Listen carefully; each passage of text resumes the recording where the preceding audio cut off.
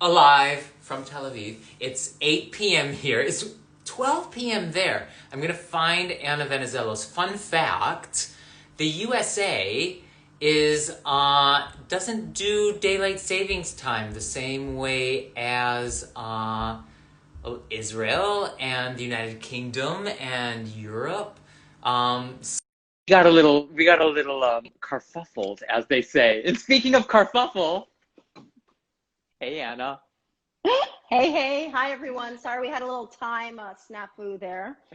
We got lost in time between Tel Aviv and America. America is just back in time for another week or so, but we've already... But this is good, because that means we have more daylight for another week. That's true. We got sunset at 5 p.m. today. Oh, it's early. Yeah, but it's good. So, episode 6 of... Contorted! Yes. Thank you all for joining very much. Anna, how was your week? My week was good. It went by in a blur. It was busy, which is funny. I feel like I've somehow been busier than ever, even during these COVID times, you know? Maybe I'm just doing everything more slowly. I don't know. Well, but you're also like a health and nutrition and fitness coach now. I am. I've added more titles, definitely. So, yeah, I mean, you've been busy, and busy makes things go quickly. Yeah. So, yeah. I did get one. True. I got one kite surfing in Tel Aviv. So that was exciting and good, and a little crazy because the wind was super strong, but it was a little nuts, but it was really awesome. So today on Contorted, we are talking about some pretty technical stuff, but very, very important technical stuff.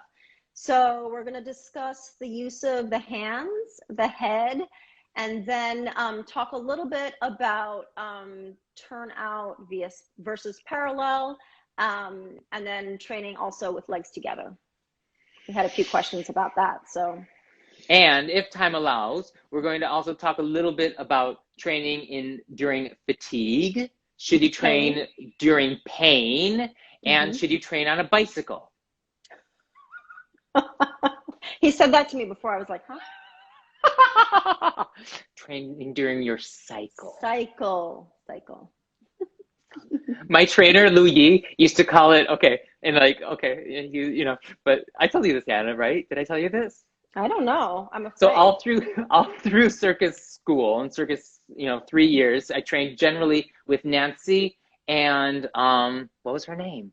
Leslie, Nancy, and I were the three. We were the three contortion kids in circus school, and I still am a man, two women, and there would always be that time, and he would always ask, is it your special time? That's how Mr. Lu Yi would always refer to them as like if something was going on, is it your special time? Yeah. So we'll touch base on that too. Talk about the special time. About training during your special time. All right. First, so let's jump into it. Where do you want to start? Should we start with hands? Let's start with hands because they're essential. And they're one of the things that was my huge pet peeve in training all my wonderful yogis who would come to me and be like, why can't I do a handstand? How is your handstand so solid and stable? And I just can't find a handstand at all. And the main thing was that almost all of these wonderful yogis, and some not so great, would come to me with these just dead hands. And they would put their hands down, and the hands just had nothing to do with anything that was going on. And as soon as I drilled into them, you got to work your hands. It's called a handstand. You got to put the brains into the hands. Then things started to happen. So I used to call them dead meat, because I would see them just coming and slapping their dead meat onto the floor and thinking that something was going to happen. Yeah. No, I think it's a huge, if you think about a handstand, you're actually standing on your hands like you would your feet, right? So your hands in effect become your feet. So it's super important how you use your hands. Now, obviously our hands are smaller and have less surface area than our feet, but we want to maximize that. So you want to really use your entire hand. So don't do this in your handstand. Don't do that. Really spread your hand wide, right? So that's number one. And then as Jonathan said, number two is really using your grip, using your fingers. And I'm just going to grab one of my for a second. So I like to start people out actually on blocks just as a training tool, because you can really start to use your grip and use your fingers, which is totally essential to your balance. So two things, we have surface area and we have grip. Super duper true. I did the same all through circus school. I always worked I didn't work on blocks, but I worked on a bench. So it was the same thing. Right, so you can hang on. So I could hang on just like that and get that feeling that the hands are engaged and activated. And you want to get that feeling also that, you know, they're constantly working and constantly moving. So you really want to make it so that your hands become these little brains and get little tiny brains within themselves to start to understand how to work. Yeah. So gymnasts mentioned, you know, that handstands are part of.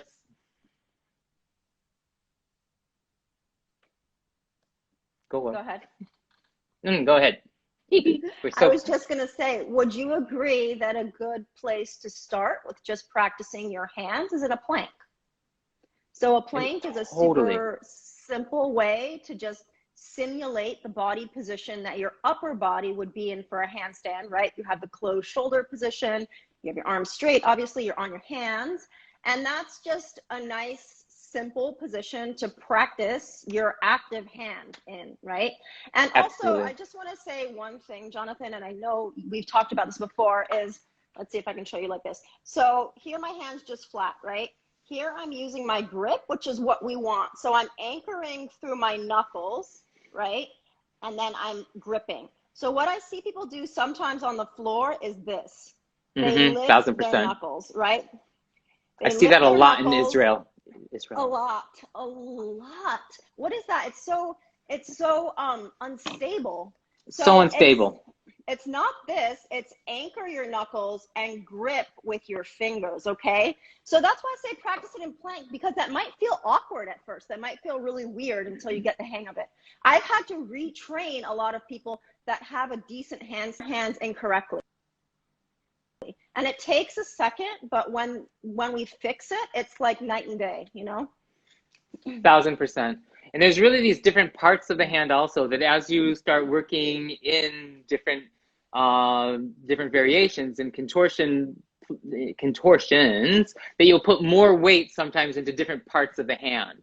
You'll put more weight into the heel of the hand, into the front of the hand.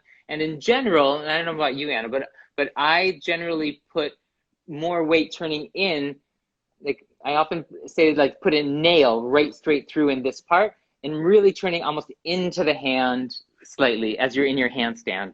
So it's almost like a turn in the hand, as if you're turning in or turning out.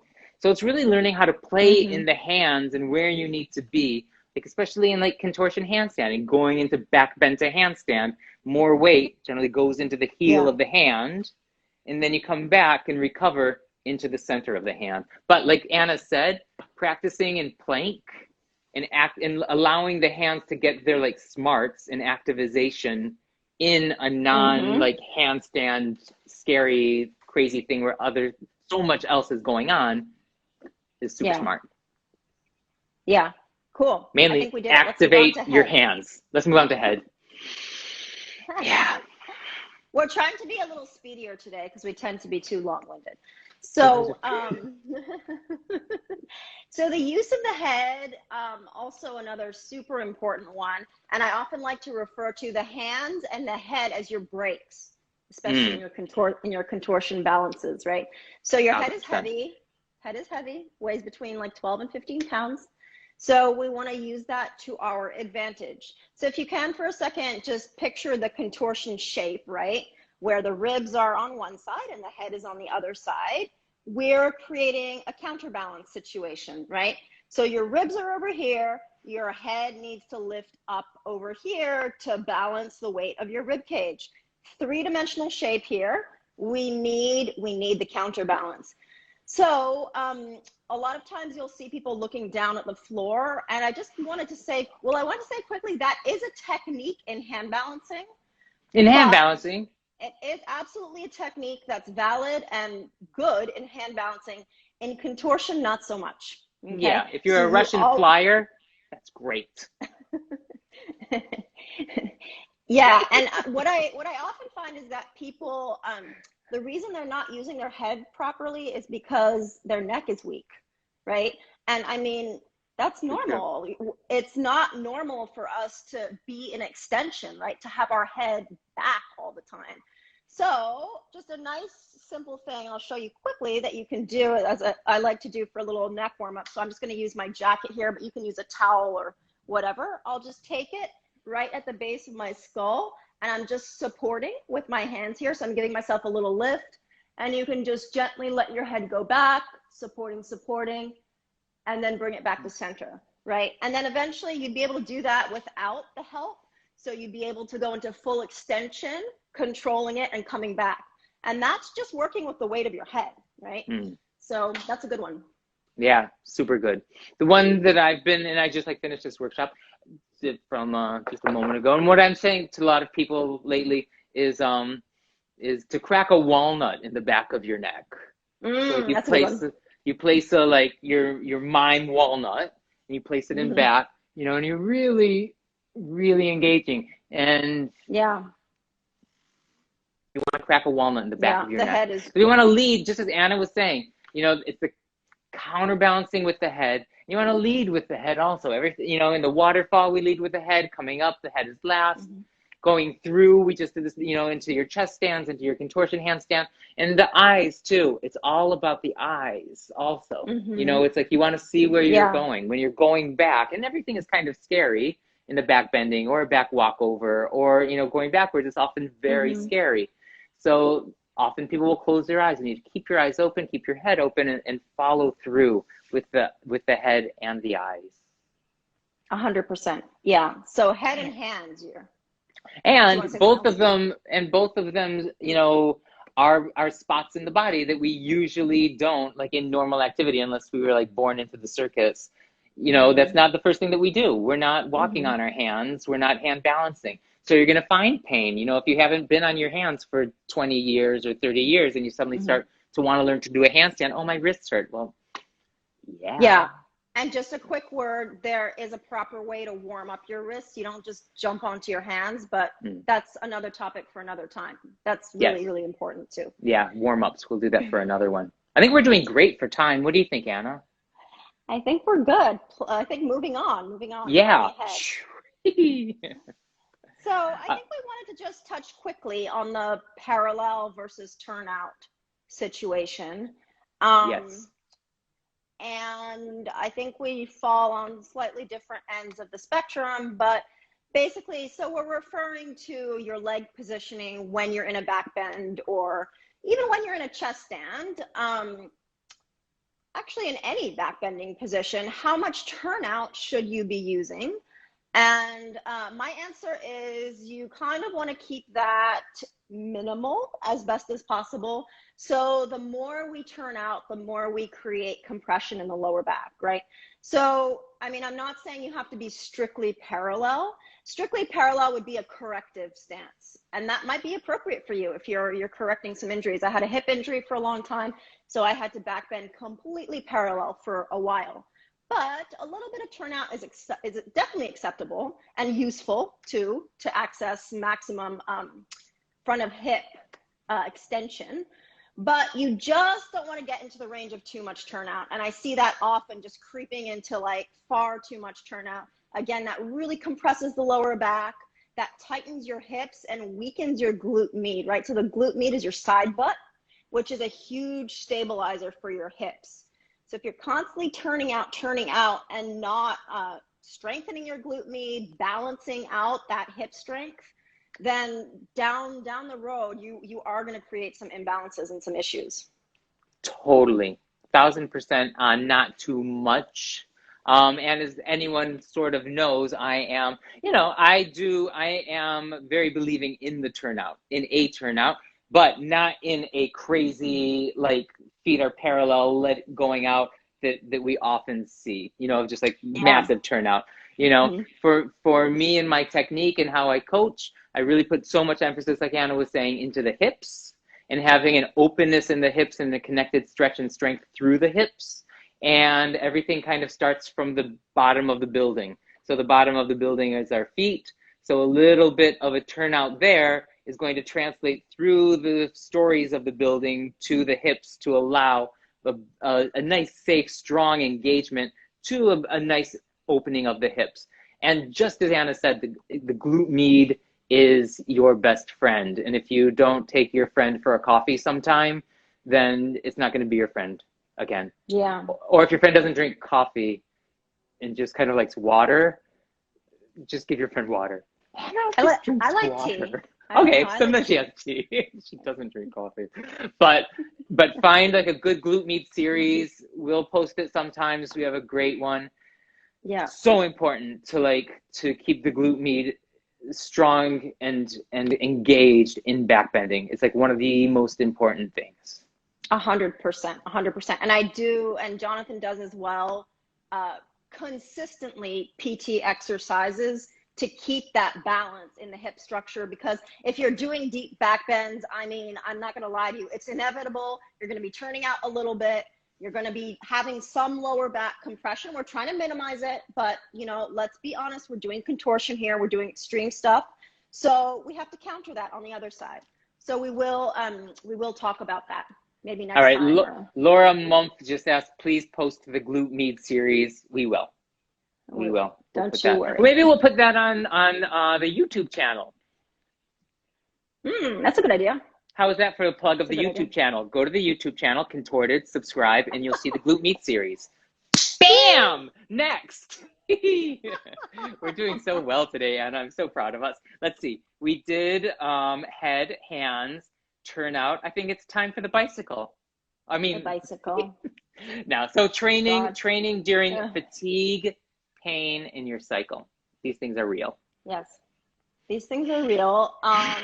So, I mean, this isn't everybody's favorite answer, but it's the most honest one. You have to listen to your body. I can't tell you what's right for you. I can certainly tell you what I do, but you must listen to your body and be honest with yourself, okay? So that's number one. Personally, I have trained through all of them and done it excessively and had poor results sometimes. So I'm getting better at that as well. As far as training during your cycle, I mean, it's totally fine. There's nothing unhealthy or bad about that. And if you're a performer, you have no choice. I mean, if you have to be on stage, you have to be on stage, right? If you're experiencing a lot of pain and, PMS and bloating and other symptoms around your cycle, then that's definitely something to dive deeper in. And there might be other factors, surrounding that. Lifestyle factors, sleep, nutrition. If you're taking, I don't know if you're taking any kind of medications, if you're taking birth control, that can all affect that. So it might have nothing to do with contortion itself at all. And then talking about training through pain, well, that's a very, very fine line, because there is pain involved in contortion, right? And obviously there's an acceptable amount of pain and type of pain, and then there's also pain that's not acceptable and is totally bad. So it's knowing the difference, and I think we talked about that a little bit in the coaching episode, right? About having somebody to guide you if you don't know. So if you really don't know, that's fine. You just need somebody to help guide you through that, right? Because there is going to be, I kind of like to call it discomfort, not pain. Pain seems quite severe, So I would say there's definitely a certain level of discomfort, especially towards the beginning when you're learning. And then fatigue is the same. I mean, if you're exhausted, I have a 20-minute rule. So I start training, and if in 20 minutes I just simply can't, then I'm allowed to stop. But usually after 20 minutes, I'm like, all right, we can at least get something done. So, yeah. I agree with that. I think that on the fatigue front, especially as if you're like in your first year or 2 years or 3 years of training, I think that it's important to sort of push through your fatigue a little bit and see and realize where your line is, because you're going to need to like up your game. And there's going to be times when you get on a contract and you're doing 8 shows a week, 10 shows a week, 12 shows a week, and you're freaking tired and you're exhausted and you did a matinee yesterday and 2 shows and you are fatigued, but guess what? You get to go on stage and do it again. Because you love it and it's great, but you have to push through it because it becomes your job, and you need to do your job. So even through fatigue, you need to realize that you can pull it out of the fatigue bucket and like go on stage and slam it out and be great and do it. So you need to make friends a little bit with fatigue, and you need to make friends a little bit with pain too. It's just part of the part of the lifestyle choice. You know, it's part of the discomfort. I mean, if it's a debilitating pain and if something that you know that, okay, there's something here and it needs to be addressed and seen by a medical professional. Yeah. And again, like a good coach should be able to help you figure that out. You know, if you're like, I have this pain in my wrist and I'm doing such and such, it might just be simple how you're positioning your hand, how you're using your hand, and it can be fixed like that. Or it might be something deeper, you know. So sometimes it's hard to know by yourself. So I think it's important to just be really vigilant and aware. And I mean, I totally agree with you, Jonathan, about pushing through fatigue. 100%. We have to do that often.